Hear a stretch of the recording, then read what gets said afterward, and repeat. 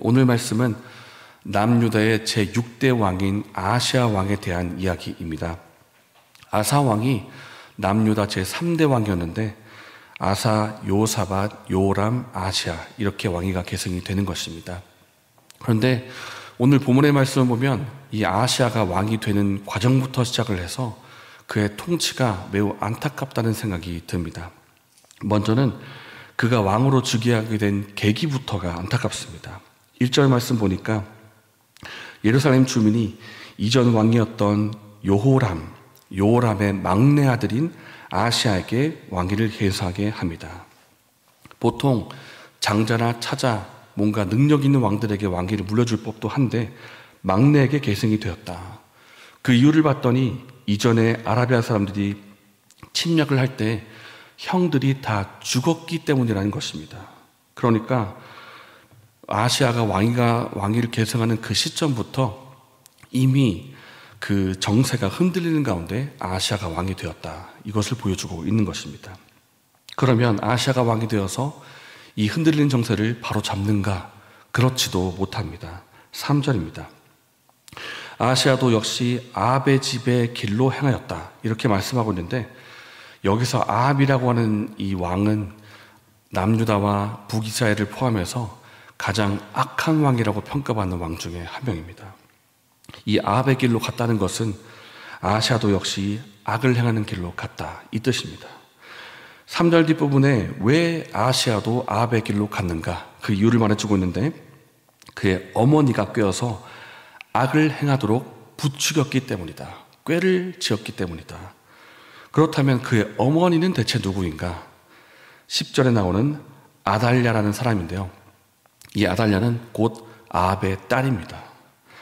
그 악한 아합과 이세벨 사이에 태어난 사람이 아달랴인데 아합의 그 우상숭배와 죄악을 본받아가지고 그대로 그 아들에게 물려줬기 때문에 그 아들인 아하시아 왕 역시도 악한 통치를 하게 되었다. 이렇게 말씀하고 있는 것입니다.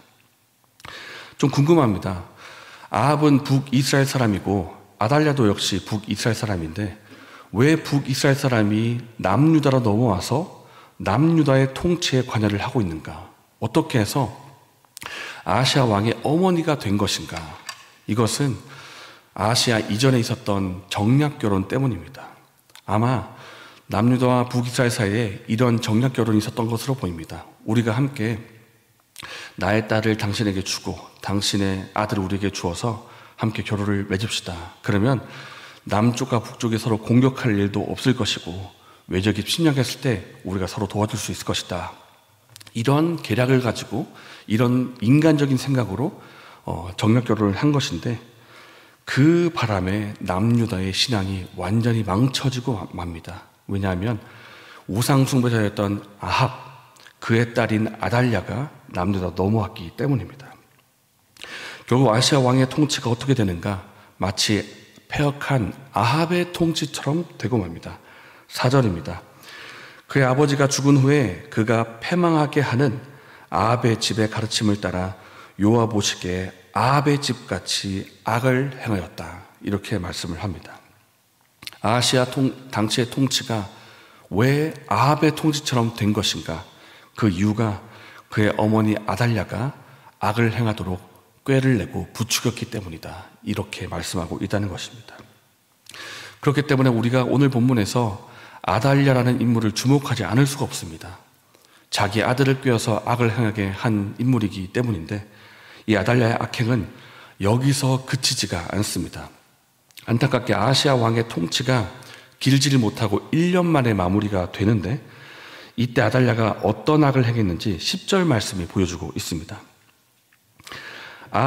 아하시아의 어머니 아달랴가 자기의 아들이 죽은 것을 보고 일어나 유다 집의 왕국의 씨를 모두 진멸하였으나 자신의 아들들이 이제 왕위를 이을 자가 없다는 것을 알게 된 후로는 정치적으로 판단을 한 것입니다. 혹시나 다른 자가 와서 왕위를 계승하고 우리 가문을 어떻게 하는 것은 아닌가.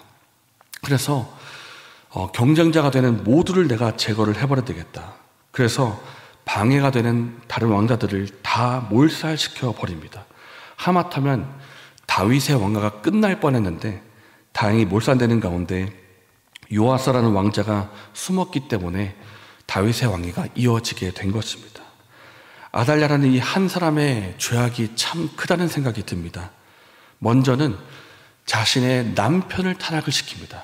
자신의 남편을 타락시키고, 두 번째로 자신의 아들을 타락시키고, 세 번째로는 다른 왕자들을 몰살시키는 악행을 저지르고, 그리고 오늘 본문의 이후의 내용입니다마는 이제는 자기 스스로가 왕후가 되어가지고 이제 왕이 되어서 나라를 아주 쑥대밭을 만드는 그런 악행을 또한 저지르게 됩니다.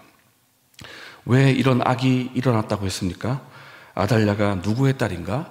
아합과 이세벨의 딸이라고 했습니다. 부모의 죄를 그대로 배워가지고 자기도 죄악 가운데 행하고, 자기도 죄악 가운데 행할 뿐만 아니라 자신의 남편도, 자신의 자녀도, 자신의 통치 당대도 완전 쑥대밭으로 만드는 그런 악행을 저질렀다라는 것입니다.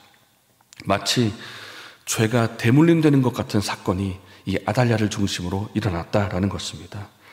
그래서 우리가 오늘 본문을 통해서 배우게 되는 것은 부모님의 신앙과 그리고 가정의 신앙교육이 얼마나 중요한가라는 것입니다. 부모님이 어떤 신앙의 본을 보여주는가, 이것에 따라서 자녀가 그 신앙을 배우게 되고 자녀의 신앙이 또한 그 다음 세대도 이어지게 되는 것을, 그러니까 영향을 미치게 되는 것을 보게 된다는 것입니다. 우리의 다음 세대가 아무것도 없는 진공 상태에서 배우는 것이 아닙니다. 우리의 다음 세대는 바로 부모님의 세대를 보고 자란다라는 것입니다. 부모님이 어떤 가치관을 가지고 삶을 살고 있는지, 하나님을 대한 태도는 또한 어떠한지 자녀가 부모를 보면서 배운다라는 것입니다. 그렇기 때문에 우리가 한번 우리 자신을 돌아볼 필요가 있습니다. 나는 자녀에게 어떤 신앙의 본을 보여주고 있는가? 나는 자녀에게 하나님에 대한 태도를, 어떤 태도를 보여주고 있는가? 자녀가 하나님을 찾게 하고 복음을 받아들이도록 도움을 주고 있는가? 아니면 오히려 하나님과 교회에 대해서 실망하게 만들고 하나님을 떠나는 역할을 내가 하고 있지는 않는가? 돌아볼 필요가 있다는 것입니다. 어쩌면 나의 삶을 돌아볼 때 억울할 수도 있습니다. 나는 부모님으로부터 배운 신앙이 없습니다. 난 부모님으로부터 오히려 악한 것만 본 것 같습니다. 그래서 내가 배운 게 없습니다. 그렇게 말할지 모르겠지만, 그런다 할지라도 우리가 예수님과 복음 안에서 나의 세대부터 새롭게 하기를 원합니다. 나부터 새로워지는 된다는 것입니다. 내가 복음을 받고 예수님을 믿어서 자녀에게 선한 영향을 끼쳐준다면 그 자녀의 세대부터 달라질 수가 있다는 것입니다. 그러면 사랑하는 여러분, 내가 먼저 하나님 앞에 올바른 삶을 살기를 원하고 또 자녀를 주께로 인도하는 삶을 살면 좋겠습니다. 그래서 나의 세대도, 다음의 세대도 주님 보시기에 빛과 소금의 역할을 감당하는 빛나는 삶을 살아가는 은혜가 저의 오르기를 예수님의 이름으로 축복합니다. 이 시간 나와 나의 가족과 신앙교육을 위해서 기도하면 좋겠습니다. 하나님, 내가 어떤 본을 보여주고 있는지, 하나님에 대해서는 어떤 태도를 보여주고 있는지 우리가 내 삶을 돌아보게 하시고 올바른 삶을 살아갈 수 있도록 은혜를 베풀어 주시옵소서. 그래서 내 모습을 보고 다음 세대가 선한 영향을 받고 죽기로 인도함을 받는 그런 통로가 되게 달라고 기도하면 좋겠습니다. 이렇게 기도하시고 개인적인 제목으로 기도하신 후에 자유롭게 돌아가셨습니다.